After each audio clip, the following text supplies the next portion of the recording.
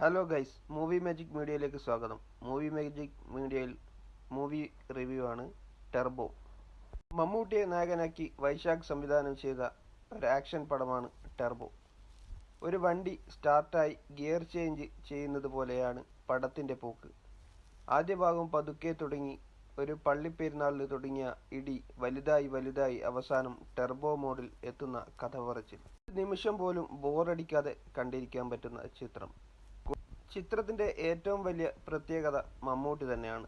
ഒരു 73കാരൻ്റെ അഴിഞ്ഞാട്ടം എന്ന് തന്നെ പറയാം. ചിത്രത്തിൽ മമ്മൂട്ടി ചെയ്ത ആക്ഷൻ രംഗങ്ങൾ അദ്ദേഹത്തിൻ്റെ കരിയറിലെ ഏറ്റവും ബെസ്റ്റ് തന്നെ എന്ന് പറയാം. ഒരു സാധാരണ നാട്ടിൻപുറത്തുള്ള ടെർബോ ജോസ് എന്ന വിളിപ്പേരുള്ള ജോസിന് തൻ്റെ എടുത്തുചാട്ടം കൊണ്ടുണ്ടാകുന്ന പ്രശ്നങ്ങളാണ് ചിത്രത്തിൻ്റെ മുഴുനീളമുള്ളത്. അതിൽ രണ്ടാം പകുതി ചിത്രം വേറൊരു ലെവലിലെത്തുന്നുണ്ട്. കാർ ചേസിംഗ് മലയാള സിനിമ ഇതുവരെ കണ്ടിട്ടുള്ളതിൽ ഏറ്റവും മികച്ചതായിരുന്നു.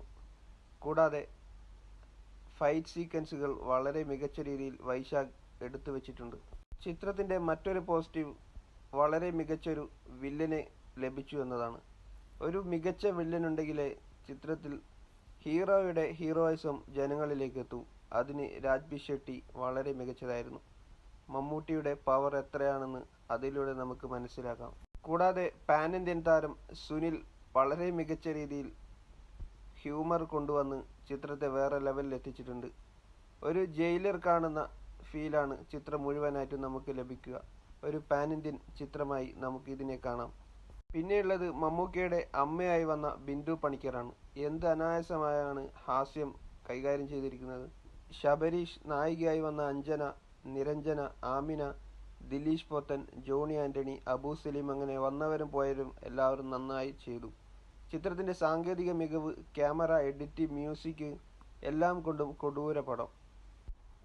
ടെർബോയുടെ രണ്ടാം ഭാഗത്തിനായി കാത്തിരിക്കാം, കാരണം അങ്ങനെ ഒരു സൂചന നൽകിയിട്ടുണ്ട്.